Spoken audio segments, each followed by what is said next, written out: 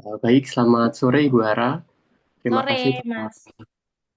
terima kasih telah meluangkan waktunya untuk berbincang sore hari ini sama kami. Ini kami ingin membahas sebuah insiden yang cukup mengundang perhatian ini Bu. Jadi ada penembakan terhadap WNI oleh Agensi Penguatkuasaan Maritim di Malaysia.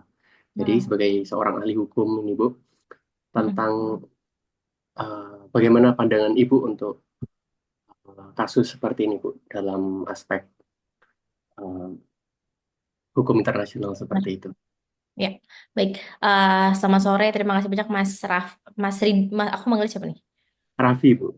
Mas Raffi. Nah, jadi kalau tanggapannya tentunya dari segi hukum internasional itu sangat disayangkan ya, karena memang dari hukum internasional tersendiri itu kedaulatan itu ada di tangan tiap negara dan tidak ada suatu kuasa pun yang memang dapat atau tidak ada suatu kekuasaan pun yang lebih tinggi dari negara itu sendiri dan merupakan suatu kewajiban bagi setiap negara untuk melindungi warga negaranya ah warga negara dan terutama kedaulatannya. Mungkin di kasus ini ah, apabila dirasa terdapat ah, imigran gelap atau warga negara lain atau warga tidak mereka orang yang tidak memiliki warga negara masuk secara ilegal ke wilayah suatu negara lain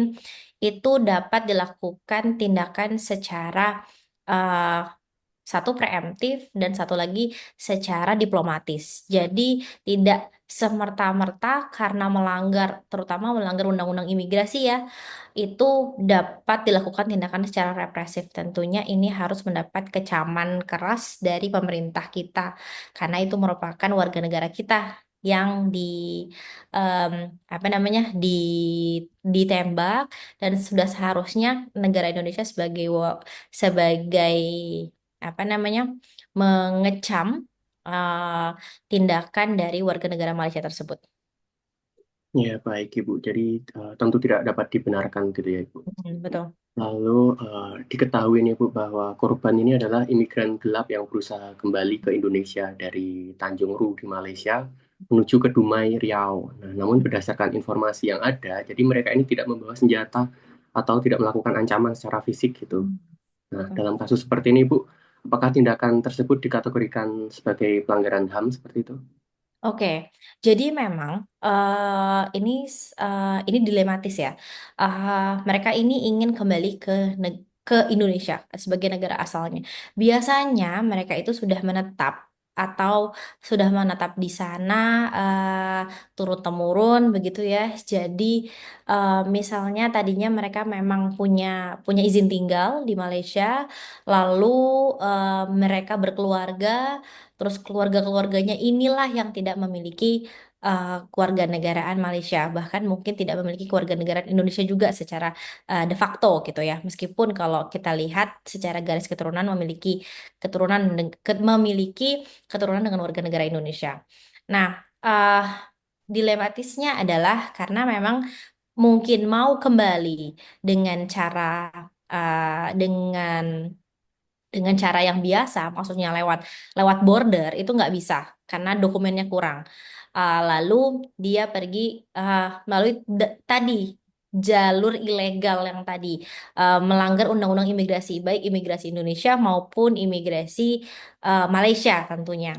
Nah, memang dalam UNCLOS sendiri, Indonesia dan Malaysia merupakan negara yang sudah meratifikasi UNCLOS, yaitu perjanjian terkait dengan hukum laut memang sudah sepakat untuk memberikan hak lintas damai nih. Sebetulnya jadi seperti yang Mas Raffi sampaikan, kalau misalnya si kapal itu menyeberang, melintas eh, dengan tidak mengganggu keamanan, kedamaian, ketertiban, harusnya boleh-boleh aja, fine-fine aja. Apalagi tadi, oh ya nggak ada senjatanya. Ah, atau berarti kan dalam rangka tidak mengancam keamanan dari Malaysia maupun Indonesia. Seharusnya ya tidak tidak apa ya, tidak dilakukan penembakan atau itu kan sebuah tindakan yang represif ya. Kalau Ya, di kita juga biasanya tuh Bakamla, Badan Keamanan Laut itu mengejar, memang mengejar. Jadi batasnya itu mengejar sampai dia keluar dari daerahnya, sampai dia keluar dari jalur batas wilayah. Nah, kalau ini kan bukannya dikejar malah ditembak gitu. Kalau kita tuh tidak boleh sebetulnya menembak itu udah terakhir gitu. Tapi ini kan biasanya tuh dikejar aja, didorong gitu. Nah, jadi sebetulnya itu merupakan pelanggaran satu satu itu bukan hanya pelanggaran HAM.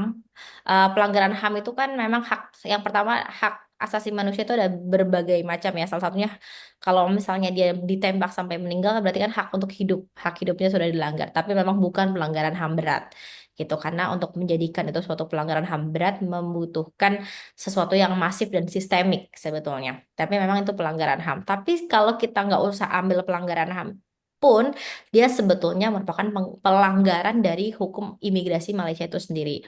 Karena memang eh, kalau misalnya memang melanggar undang-undang imigrasi, jatuhnya mungkin ditangkap dan ditahan.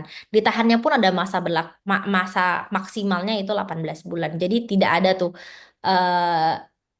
karena dia melanggar undang-undang imigrasi lalu ditembak. Itu enggak gitu caranya. Gitu sih. Gitu ya sih. baik Ibu. Jadi mengenai tembak menembak tadi, ada juga Mm. klaim dari Malaysia, Maritim Malaysianya bahwa mereka itu hanya menembaki mesin kapal untuk menghentikan laju kapal, tapi pengakuan dari awak kapalnya yaitu Mm-mm. mereka ditembaki secara membabi buta hingga menyebabkan korban jiwa tadi. Maka dari itu, kalau dari sudut pandang hukum internasional begitu Ibu, bagaimana Ibu melihat perbedaan narasi ini? Apakah ada standar atau protokol tertentu dalam situasi seperti ini begitu Ibu? Betul. Jadi memang biasanya kalau di kalau di kita misalnya ada kalau dilihat dari hukum internasional kita ya, sorry bukan hukum laut kita terkait dengan penyusup kita biasanya bukan kita biasanya itu memang banyak refugee ya pengungsi terus biasanya yang dikejar oleh Bakamla itu adalah eh, kapal-kapal ikan gitu. Nah, itu Hmm. juga kapal ikan itu yang dilakukan Bakamla adalah yang tadi saya sampaikan dikejar. Dikejar aja sampai keluar dari jalur batas wilayah laut. Nah, apalagi ini jika isinya adalah orang.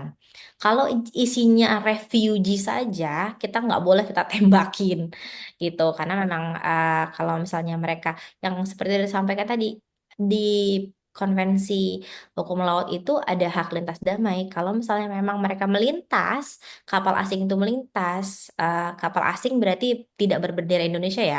Ini kan kita belum tahu ya, ini pakai bendera apa atau hanya kapal bukan kapal ya, kayak sejenis kapal motor gitu ya.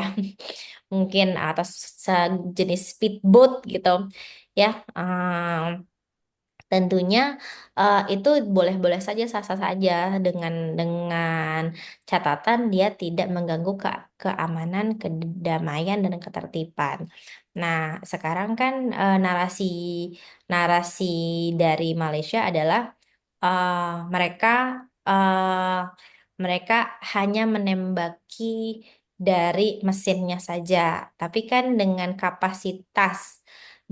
kapasitas kapal yang mungkin kecil gitu ya, akan sangat beresiko jika menembak mesinnya itu sendiri kan, karena ada resiko untuk mengenai si penumpangnya gitu.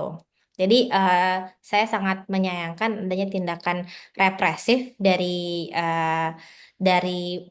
em, agensi penguatan laut Malaysia ya, dan sudah sepatutnya dilakukan tindakan diplomatis dari mana namanya dari kedutaan untuk memberikan surat atau bersurat membuka diskusi dengan pemerintah Malaysia begitu. Baik, terima kasih banyak Ibu Arat atas pandangan dan analisisnya yang sangat komprehensif ini. Semoga wawasan ini bisa memberikan perspektif yang lebih jelas mengenai isu ini. Kami Terima sangat kasih banyak. menghargai waktu Ibu, kalian Ibu dalam berbagi wawasan hukum internasional dengan kami di sore hari ini. Terima kasih, Bu. Terima kasih banyak.